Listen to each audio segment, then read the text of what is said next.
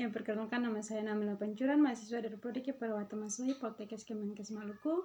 Saya dari kelas tingkat 1B. Di sini saya akan menjelaskan tentang mekanisme kerja otot. Sebelumnya kita ketahui otot merupakan jaringan konektif dalam tubuh dengan tugas utama interaksi. Ya, otot terdiri dari serat-serat otot yang tersusun atas banyaknya miofibril. Miofibril ini mengandung kontraksi unit terkecil yang disebut dengan sarkomer. Ya, di dalam sarkomer terdapat dua filamen, yaitu filamen tebal dan filamen tipis. Filamen tebal tersusun atas protein miosin yang disebut dengan garis M, sedangkan filamen tipis yang disebut atas protein aktin yang disebut dengan garis Z. Kedua filamen inilah yang membuat kita dapat berkontraksi dan relaksasi sehingga kita dapat bergerak.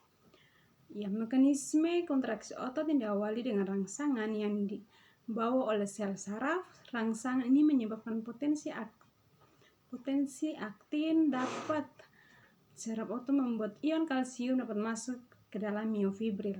Di dalam miofibril, filamen aktin dan miosin tidak dalam keadaan terikat. Karena troponin akan menyusun tropomiosin sehingga daerah aktin akan terhalang. Keadaan ini disebut dengan relaksasi, di mana sarkomer tidak dapat melakukan pemendekan ketika ion kalsium yang masuk tadi terikat pada aktin troponin akan merubah bentuk menjadi tropomiosin, sehingga membentuk daerah aktif dan miosin dapat terikat dengan aktin.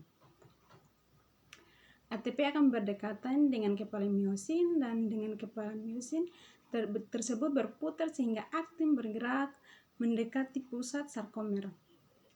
Kemudian ATP pecah menjadi ADP dan P. Setelah itu ATP yang baru akan berdekatan kembali dengan kepala miosin menyebabkan miosin menarik aktin ke pusat sarkomer atau garis M. Dengan begitu sarkomer akan memendek dan disebut dengan kontraksi. Unit-unit sarkomer pada serat otot akan memendek bersama sehingga dapat menarik rangka dan menciptakan suatu gerakan.